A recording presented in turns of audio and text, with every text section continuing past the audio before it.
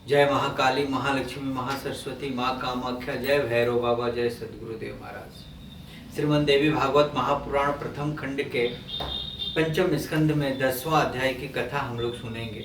देवी द्वारा महिषासुर के अमत्य को अपना उद्देश्य बताना तथा अमत्य का वापस लौटकर देवी द्वारा कही गई बातें महिषासुर को बताना। व्यास जी बोले, हे महाराज, उसकी यह बात सुनकर नारी श्रेष्ठ भगवती जोर से हंसकर मेघ के समान गंभीर वाणी में उनसे कहने लगी। देवी बोली, हे मंत्रीवर, मुझे देव माता के रूप में जानो। मैं सभी दैत्यों का नाश करने वाली तथा महालक्ष्मी नाम से विख्यात हूँ। दानवेंद्र महिषासुर से पीड़ित और यज्ञ भाग से बहिष्कृत सभी देवताओं ने उसके संहार के लिए मुझसे प्रार्थना की है। हे मंत्री श्रेष्ठ, इसलिए उसके वध के लिए पूर्ण रूप से मैं तत्पर होकर मैं बिना किसी सेना के अकेले ही आज यहाँ आई हूँ। हे अनद, तुमने जो शांतिपूर्वक आदर के साथ मेरा स्वागत करके मधुर वाणी में मुझसे बात की है, उससे मैं बहुत प्रसन्न हूँ। अन्यथा अपनी काल अग्नि के समान दृष्टि से तुम्हें भस्म कर देती। मधुरता से युक्त वचन भला किसके लिए प्रतिकारक नहीं होता। अब तुम जाओ और मेरे शब्दों में उस पापी महिषासुर से कह दो, यदि तुम्हें जीवित रहने की अभिलाषा हो तो अभी पाताल लोक में चले जाओ, नहीं तो मैं तुझ पापी तथा दुष्टों को रणभूमि में मार डालूंगी। मेरे बाणों से छिन्न भिन्न हो शरीर वाले होकर तुम यमपुरी चले जाओगे। हे मूर्ख, इसे मेरी दयालुता समझकर तुम यहाँ से शीघ्र चले जाओ, नहीं तो तुम्हारे मार दिए जाने पर देवतागण निश्चय ही तत्काल स्वर्ग का राज्य पा जाएंगे। इसलिए हे दुष्ट, जब तक मेरे बाण तुझ पर नहीं गिरते उसके पूर्व ही तुम शीघ्रतापूर्वक समुद्र सहित पृथ्वी का त्याग करके पाताल लोक चले जाओ। हे असुर, यदि तुम्हारे मन में युद्ध की इच्छा हो तो अपने सभी महाबली वीरों को साथ लेकर शीघ्र आ जाओ, मैं सबको यमपुरी पहुंचा दूंगी। हे महामूढ़, मैं युग युग में तुम्हारे जैसे असंख्य दैत्यों का संहार किया है, उसी प्रकार मैं तुम्हें रण में मार डालूंगी। मेरा सामना करके तुम मेरे अस्त्र धारण करने के परिश्रम को सफल करो, नहीं तो यह श्रम व्यर्थ हो जाएगा। काम पीड़ित तुम रणभूमि में मेरे साथ युद्ध करो। हे दुरात्मा, तुम इस बात पर अभिमान मत करो कि मुझे ब्रह्मा का वर प्राप्त हो गया है। हे मूढ़, केवल स्त्री के द्वारा बाध्य होने के कारण तुमने श्रेष्ठ देवताओं को बहुत पीड़ित किया है। अतः ब्रह्मा जी का वचन सत्य करना है, इसलिए स्त्री का अनुपम रूप धारण करके मैं तुझ पापी का संहार करने के लिए यहाँ आई हूँ। हे मूढ़, यदि जीवित रहने की तुम्हारी इच्छा हो तो इसी समय देवलोक छोड़कर तुम सर्पों से भरे पाताल लोक को अथवा जहाँ तुम्हारी इच्छा हो वहाँ चले जाओ। व्यास जी बोले, देवी ने उससे ऐसा कहा तब उनकी बात सुनकर वह पराक्रमशाली मंत्री श्रेष्ठ उनसे सार गर्वित वचन कहने लगा। हे देवी, आप अभिमान में चूर होकर एक साधारण स्त्री के समान बात कर रही है। कहाँ वे महिषासुर और कहाँ आप? यह युद्ध तो असंभव ही दिखता है। आप यहाँ अकेली हैं और उस पर भी सिद्ध युवा अवस्था को प्राप्त सुकुमार बाला है। इसके विपरीत वे महिषासुर विशाल शरीर वाले हैं। ऐसी स्थिति में उनकी और आपकी तुलना कल्पनातीत है। उनके पास हाथी, घोड़े और रथ से परिपूर्ण, पैदल सैनिकों से संपन्न तथा अनेक प्रकार के आयुधों से सज्जित अनेक प्रकार की सेना, मालती के पुष्पों को कुचल डालने में गजराज को भला कौन सा परिश्रम पड़ता है। हे सुजन घने, उसी प्रकार युद्ध में आपको मारने से महिषासुर को कुछ भी प्रयास नहीं करना पड़ेगा। यदि मैं आपको थोड़ा भी कठोर वचन कह दूं तो वह श्रृंगार रस के विरुद्ध होगा और मैं रस भंग से डरता हूँ। हमारे राजा महिषासुर देवताओं के शत्रु हैं, किंतु वे आपके प्रति अनुराग युक्त हैं। मेरे राजा ने कहा है कि मैं आपसे साम तथा दान नीतियों से पूर्ण वचन ही बोलूँ, अन्यथा मैं झूठ बोलने वाली, मिथ्या अभिमान में भरकर चतुरता दिखाने वाली और रूप तथा यौवन के अभिमान में चूर रहने वाली आपको इसी समय अपने बाण से मार डालता। आपके अलौकिक रूप के विषय में सुनकर मेरे स्वामी मोहित हो गए हैं। उनकी प्रसन्नता के लिए मुझे प्रिय वचन बोलना पड़ रहा है। उनका संपूर्ण राज्य तथा धन आपका है, क्योंकि वे महाराज महिषासुर निश्चय ही आपके दास हो चुके हैं। अतः हे विशाल नयने, इस मृत्युदायक रोष का त्याग करके उनके प्रति प्रेम भाव प्रदर्शित कीजिए। हे भामिनी, मैं भक्ति भाव से आपके चरणों पर गिर रहा हूँ। हे पवित्र मुस्कान वाली, आप शीघ्र ही महाराज महिष के पटरानी बन जाएं। महिषासुर को स्वीकार कर लेने से आपको तीनों लोकों का संपूर्ण उत्तम वैभव तथा समस्त सांसारिक सुख प्राप्त हो जाएगा। देवी बोली, हे सचिव सुनो, मैं बुद्धि चतुर्या से सम्यक विचार करके तथा शास्त्र प्रतिपादित मार्ग से निर्णय करके सारभूत बातें बताऊंगी। तुम्हारी बातों से मैंने अपनी बुद्धि द्वारा जान लिया कि तुम महिषासुर के प्रधानमंत्री हो और तुम भी उसी के तरह पशु बुद्धि स्वभाव वाले हो। जिस राजा के तुम्हारे जैसे मंत्री हो वो बुद्धिमान कैसे हो सकता है। ब्रह्मा ने निश्चय ही तुम दोनों का यह समान योग रचा है।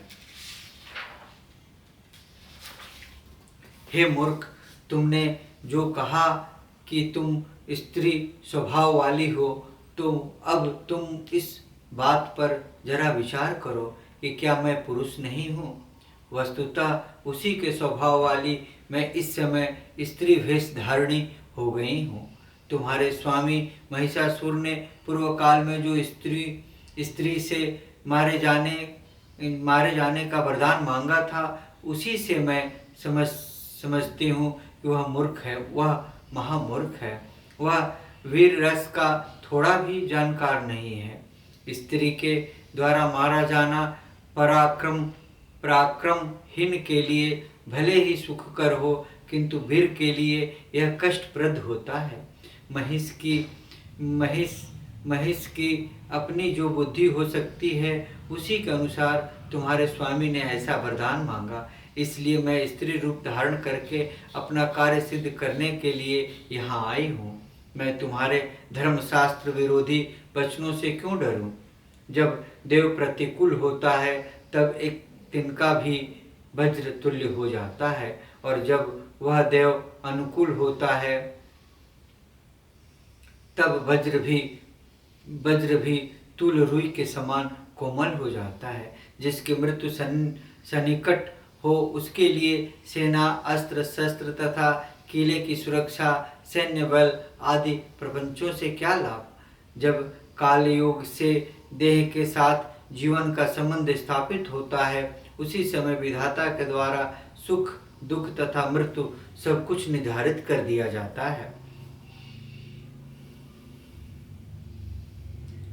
देव ने जिस प्राणी की मृत्यु जिस प्रकार से निश्चित कर दी है, उसकी मृत्यु उसी प्रकार से होगी, इसके विपरीत नहीं। यह पूर्ण सत्य है। जिस प्रकार से ब्रह्मा आदि देवताओं के भी जन्म और मृत्यु सुनिश्चित किए गए रहते हैं, समय आने पर उसी प्रकार से उनका भी जन्म मरण होता है। तब अन्य लोगों के विषय में विचार ही क्या।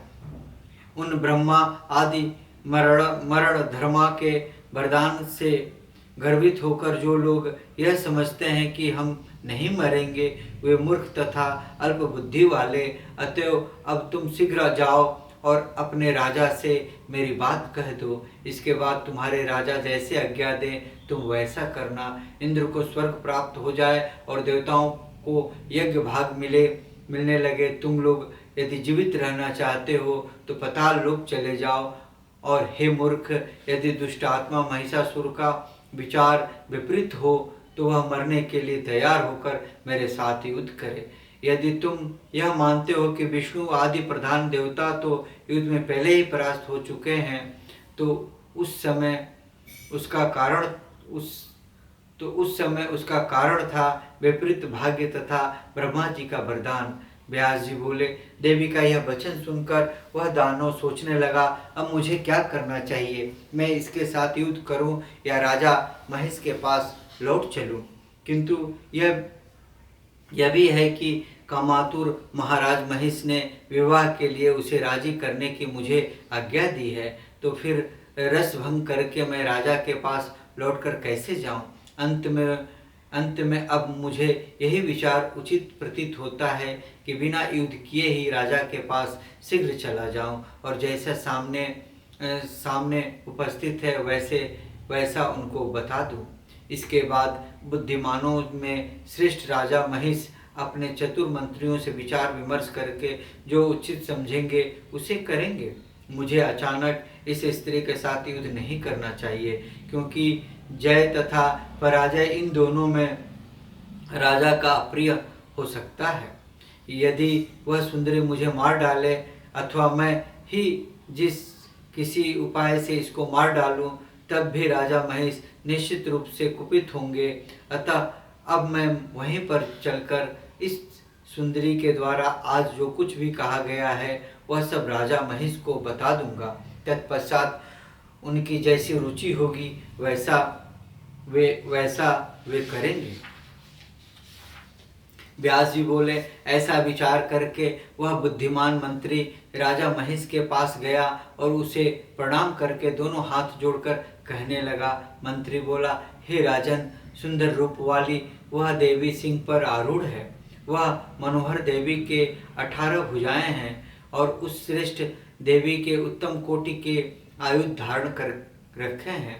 हे महाराज, मैंने उससे कहा, हे भामिनी, तुम राजा महेश से प्रेम कर लो और तीनों लोकों के स्वामी उन महाराज के प्रिय पटरानी बन जाओ। केवल तुम ही उनकी पटरानी बनने योग्य हो, इसमें कोई संशय नहीं है। वे तुम्हारे आज्ञाकारी बनकर सदा तुम्हारे अधीन रहेंगे।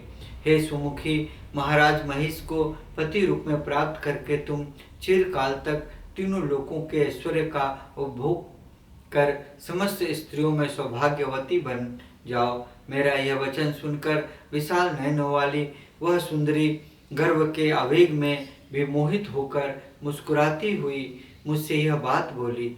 मैं देवताओं का हित करने के विचार से महिषी के गर्भ से उत्पन्न उस अधम पशु महिष को देवी के लिए बलि चढ़ा दूंगी। हे मंदबुद्धे, इस संसार में भला कौन मूर्ख स्त्री महेश को पति रूप में स्वीकार कर सकती है? क्या मुझ जैसी स्त्री पशु स्वभाव वाले तथा उस महिषासुर से प्रेम कर सकती है? हे मूर्ख, सिंह वाली तथा जोर जोर से चिल्लाने वाली कोई महिषी ही उस श्रृंगधारी महिष को अपना पति बना सकती है, किंतु मैं वैसी मूर्ख नहीं हूँ। देवी ने पुनः कहलाया है कि मैं तो देवताओं के शत्रु तुझ महिषासुर के साथ रण क्षेत्र में युद्ध करूंगी और तुम्हें मार डालूंगी। हे दुष्ट, यदि जीवित रहने की तुम्हारी इच्छा है तो अभी पाताललोक चले जाओ। हे राजन, उस मदमत स्त्री ने ऐसा बहुत कठोर बात मुझसे कही। उसे सुनकर बार बार विचार करने के बाद भी मैं यहाँ लौट आया हूँ। आपका रस भंग न हो यह सोचकर मैंने उसके साथ युद्ध नहीं किया, और फिर आपकी आज्ञा के बिना मैं व्यर्थ ही युद्ध कैसे कर सकता था? हे राजन, वह स्त्री सदा अपने बल से अत्यंत उन्मत्त रहती है। होनी के विषय में मैं नहीं जानता, आगे न जाने क्या होगा। इस विषय में आप ही प्रमाण हैं। इसमें परामर्श देना मेरे लिए अत्यंत कठिन है। इस समय हमारे लिए युद्ध करना अथवा पलायन कर जाना, इन दोनों में कौन श्रेयकार होगा, इसका निर्णय मैं नहीं कर पा रहा हूँ। इस प्रकार श्रीमद् देवी भागवत महापुराण प्रथम खंड के पंचम स्कंध में 10वां अध्याय की कथा हम लोग सुने। अब हम लोग 11वां अध्याय की कथा सुनेंगे।